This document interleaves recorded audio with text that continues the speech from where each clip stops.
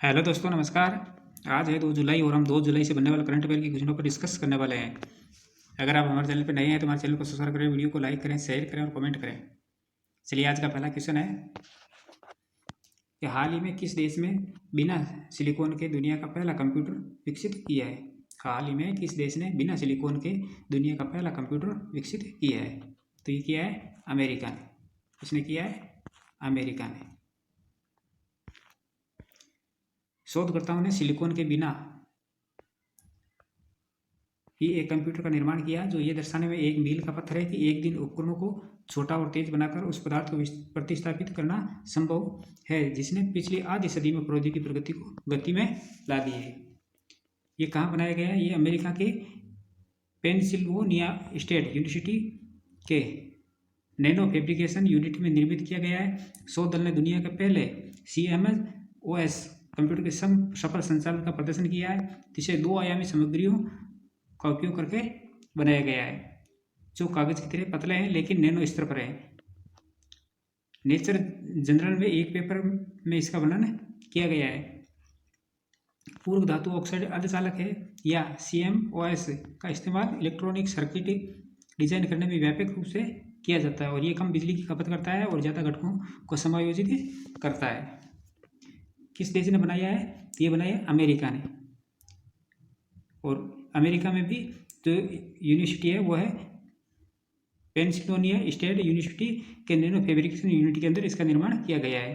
कि दुनिया का पहला ऐसा बिना सिलिकॉन वाला कंप्यूटर है और बहुत ही कागज की तरह जो पतले हैं और नैनो स्तर पर बनाए गए हैं। नेक्स्ट क्वेश्चन है कि हाल ही में भारत के चुनाव आयोग ने कितनी गैर मान्यता प्राप्त पंजीकृत राजनीतिक दलों को हटाने का फैसला किया है? हाल ही में भारत के चुनाव आयोग ने कितनी गैर मान्यता प्राप्त पंजीकृत राजनीतिक दलों को हटाने का फैसला किया है? तो ये किया है 345। कितनी किया है? 345 जो राजनीतिक पार्टियां हैं उनको। भारत निर्वाचन आयोग ने 345 पंजीकृत अप्रत्याशित राजनीतिक दलों को 100 को नोटिस जारी किया और वे दल है जिन्होंने 2019 के बाद से कोई चुनाव नहीं लड़ा है और जिनका भौतिक पता उपलब्ध नहीं है और ये एकदम निर्वाचन सुधारों के प्रति आयोग की प्रतिबद्धता को दर्शाता है और विशेषकर ऐसे दलों के विलयन की प्रक्रिया को सशक्त करने की दिशा में सिर्फ कागजों पर अस्तित्व में है। बात करें इसकी RUPPS तो ये क्या है? ये वे राजनीतिक दल है जो जनप्रतिनिधि अधिनियम 1951 की धारा 29A के अंतर्गत ECI में पंजीकृत होते हैं लेकिन राज्य या राष्ट्रीय दल के रूप में मान्यता प्राप्त नहीं होते हैं क्योंकि उनका चुनावी प्रदर्शन न्यूनतम शर्तें पूरी नहीं कर पाता है। RUPPS को प्राप्त प्रमुख सुविधाएं आयकर में छूट है धारा 13A आयकर अधिनियम 1961 के तहत और चुनाव चिन्ह का आवंटन किया जाता है और 20 स्टार प्रचारकों के नामांकन का अधिकार भी प्राप्त रहता है। नेक्स्ट क्वेश्चन है कि हाल ही में केंद्र सरकार ने केंद्रीय प्रत्यक्ष कर बोर्ड के अध्यक्ष रवि अग्रवाल का कार्यकाल कितने साल के लिए बढ़ा दिया गया है? केंद्र सरकार ने जो केंद्रीय प्रत्यक्ष कर बोर्ड के अध्यक्ष हैं रवि अग्रवाल, इनका कार्यकाल कितने समय के लिए, कितने साल के लिए बढ़ा दिया गया है? तो ये बढ़ा दिया गया है 1 साल के लिए। कितने साल के लिए? 1 साल के लिए। केंद्र सरकार ने रवि अग्रवाल के केंद्रीय प्रत्यक्ष कर बोर्ड के अध्यक्ष के रूप में कार्यकाल को 30 जून 2026 तक बढ़ा दिया गया है। कब तक बढ़ा दिया गया है? 30 जून 2026 तक। और ये निर्णय कैबिनेट की नियुक्ति समिति द्वारा लिया गया और इसका उद्देश्य है प्रत्यक्ष कर नीति निर्माण में नेतृत्व की निरंतरता सुनिश्चित करना। 1988 बैच भारतीय राजस्व सेवा IRS आयकर समग्र के अंदर पृष्ठभूमि और कैरियर हाइलाइट्स के बारे में बात करें तो जुलाई 2023 में CBDT के सदस्य के रूप में नियुक्त किया गया था और जून 2024 में अध्यक्ष बने नितिन गुप्ता जो 1986 बैच IRS के स्थान पर इनको नियुक्त किया गया था। प्रत्यक्ष कर प्रशासन नीति क्रियान्वयन और संगठनात्मक दक्षता में गहरी समझ के लिए जाने जाते हैं। बात करें CBDT की रचना की तो ये वित्त मंत्रालय के राजस्व विभाग के अंतर्गत आता है और आयकर, कॉर्पोरेट टैक्स और अन्य प्रत्यक्ष करों की नीति तैयार करने और क्रियान्वयन करने की जिम्मेदारी निभाता है। उसमें एक अध्यक्ष होता है और 6 सदस्य होते हैं जो विशेष रूप से सचिव स्तर के अधिकारी होते हैं। केंद्रीय प्रत्यक्ष कर बोर्ड, तो ये वित्त मंत्रालय के राजस्व विभाग के अंदर आता है। इसके अंदर एक अध्यक्ष होता है और 6 सदस्य होते हैं। नेक्स्ट क्वेश्चन है कि हाल ही में किसे स्काई ट्रेस अवार्ड 2025 में दुनिया की सर्वश्रेष्ठ एयरलाइंस का खिताब मिला है? हाल ही में किसे स्काई ट्रेस अवार्ड 2025 में दुनिया की सर्वश्रेष्ठ एयरलाइंस का खिताब मिला है? तो ये मिला है कतर एयरवेज को। किसको मिला है? कतर एयरवेज को। 2025 से sky trace world airlines award में कतर एयरवेज को दुनिया की सर्वश्रेष्ठ एयरलाइन का खिताब दिया गया है और ये लगातार दूसरी बार है जब कतर एयरवेज को ये खिताब मिला है और कुल मिलाकर 9वीं बार मिला है। कुल मिलाकर 9वीं बार मिला है और ऐसे लगातार दूसरी बार मिला है। नेक्स्ट क्वेश्चन है कि हाल ही में किस केंद्र शासित प्रदेश में विज्ञान आधारित पहले एस्ट्रो टूरिज्म फेस्टिवल का सफल समापन हुआ है? हाल ही में किस केंद्र शासित प्रदेश में विज्ञान आधारित पहले एस्ट्रो टूरिज्म फेस्टिवल का सफल समापन हुआ है? तो ये हुआ है लेह लद्दाख के अंदर। कहाँ हुआ है? लेह लद्दाख के अंदर। लद्दाख ने विज्ञान आधारित पर्यटन को बढ़ावा देने के लिए एक ऐतिहासिक कदम उठाया है और हाल ही में लेह में आयोजित पहले एस्ट्रो टूरिज्म फेस्टिवल का सफल समापन हुआ और ये 2 दिवसीय आयोजन लद्दाख पर्यटन विभाग और भारतीय खगोल भौतिकी संस्थान बेंगलुरु के सहयोग से किया गया था और जिसका उद्देश्य है लद्दाख को खगोल पर्यटन के प्रमुख गंतव्यों में शामिल करना है। बात करें इसके उद्देश्य की तो लद्दाख को भारत के एस्ट्रो टूरिज्म हब के रूप में विकसित करना, आम जनता और पर्यटकों को खगोल विज्ञान एवं अंतरिक्ष विज्ञान के प्रति जागरूक करना और स्थानीय विकास योजनाओं में विज्ञान आधारित पर्यटन को शामिल करना है और लद्दाख की प्राकृतिक विशेषताओं का वैज्ञानिक दृष्टिकोण से उपयोग करना। ये इसके मेन उद्देश्य हैं।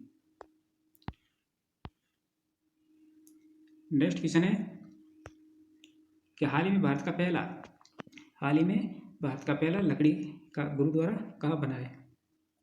भारत का पहला लकड़ी का गुरुद्वारा कहाँ बना है? तो ये बनाया गया है फाजिल्का पंजाब के अंदर। कहाँ बनाया गया है? फाजिल्का पंजाब के अंदर।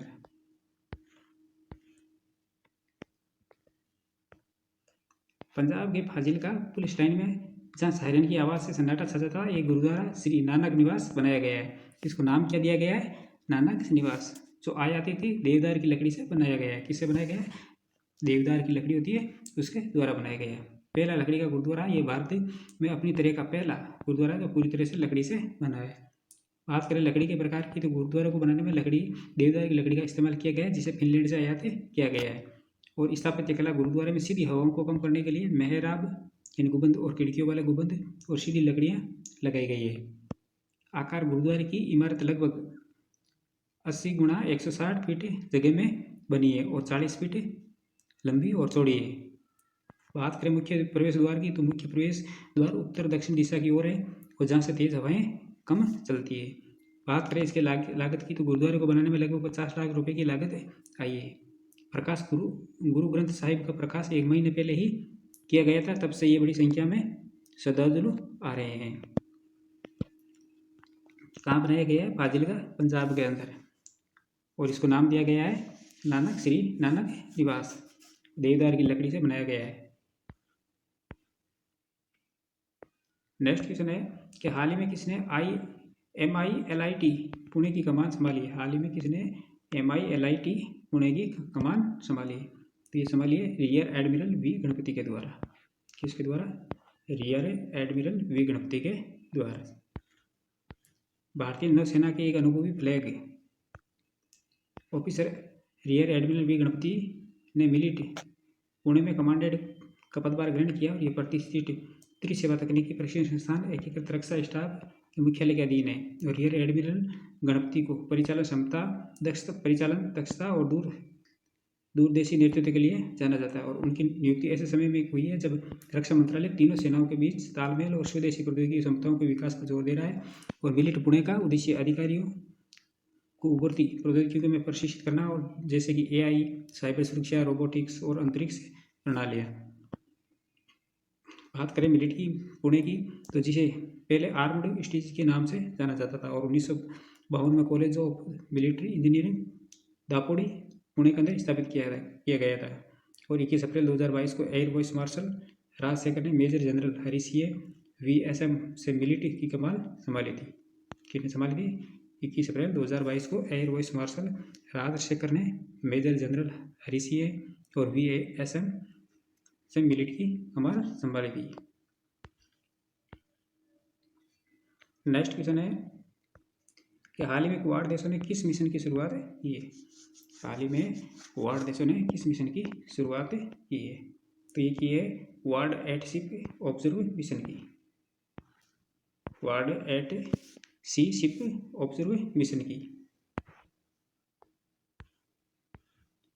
30 जून को क्वाड एट सी शिप ऑब्जर्व मिशन की शुरुआत हुई है और हिंद प्रशांत क्षेत्र में समुद्री सहयोग को बढ़ावा देने के लिए क्वाड देशों यानी भारत, जापान, अमेरिका और ऑस्ट्रेलिया के तटरक्षकों ने इस समुद्री निगरानी मिशन की शुरुआत की है और इस मिशन में महिला अधिकारी समेत हर एक देश से 2 अधिकारी शामिल होंगे और इसे सितंबर 2024 में विल्मिंगटन घोषणा के तहत शुरू किया गया था और ये mission Indian coast guard, Japan coast guard, अमेरिकी कोस्ट गार्ड और ऑस्ट्रेलियाई बॉर्डर ऑफ फोर्स के बीच अपनी तरह का पहला संयुक्त अभियान है।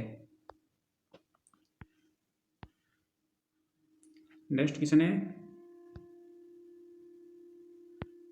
कि हाल ही में इंडियन नेवी ने किस INS को रूस के कैलिनिनग्राद में कमीशन किया है? हाल ही में इंडियन नेवी ने किस INS को रूस के कैलिनिनग्राद में कमीशन किया है? तो ये किया है INS तमाल को। किसको किया? INS तमाल को। 1 जुलाई को इंडियन नेवी ने अपने सबसे आधुनिक स्टील्थ ब्रिगेड INS तमाल को रूस के कैलिनिनग्राद में कमीशन किया है और तमाल को रूस के यंत्र शिपयार्ड में भारतीय विशेषज्ञों की निगरानी के अंदर तैयार किया गया है। समारोह की अध्यक्षता वाइस एडमिरल संजय जयसिंह ने की थी और तमाल रूस से मिला 8वां और कुशील क्लास का दूसरा युद्धपोत है। ये 2016 में भारत और रूस रक्षा समझौते का हिस्सा है जिसके तहत 4 तलवार क्लास स्टील ब्रिगेड बनाए जा रहे हैं। इनमें से 2 रूस के यंत्र शिपयार्ड में और 2 भारत के गोवा शिपयार्ड में बन रहे हैं। इसमें 26% स्वदेशी तकनीक शामिल है और इसे नौसेना के पश्चिमी बेड़े में शामिल किया जाएगा जहां से अरब हिंद महासागर में तैनात होगा और पाकिस्तानी सीमा की निगरानी करेगा। प्रीवियसली क्वेश्चनों का रिवीजन कर लेते हैं कि हाल ही में हुरून ग्लोबल यूनिकॉर्न इंडेक्स 2025 में भारत को 3रा स्थान मिला था और हाल ही में भारतीय दल ने वियतनाम देश में आयोजित अंडर 23 और अंडर 17 एशिया कुश्ती चैंपियनशिप 2025 में कुल 35 पदक जीते हैं और हाल ही में भारतीय सेना ने ऑपरेशन बिहाली जम्मू कश्मीर के अंदर प्रारंभ किया है। कर्नाटक बैंक के मैनेजिंग डायरेक्टर और chief executive officer Shri Krishna Harihar Sharma ने इस्तीफा दे दिया है और हाल ही में Indian badminton player Ayush Shetty ने US ओपन 2025 में बैडमिंटन टूर्नामेंट में मेंस सिंगल का खिताब जीता है और बांग्लादेश देश ने 5 अगस्त को जुलाई विद्रोह दिवस के रूप में मनाने की घोषणा की है और हाल ही में 48वीं प्रगति बैठक की अध्यक्षता नरेंद्र मोदी के द्वारा की गई है और हर साल नेशनल डॉक्टर्स डे 1 जुलाई को मनाया जाता है। तो दोस्तों ये थी हमारी आज की क्लास। वीडियो को लाइक कर दीजिएगा, शेयर कर दीजिएगा। ऐसे ही महत्वपूर्ण प्रश्नों के साथ कल फिर मिलेंगे। तब तक के लिए धन्यवाद।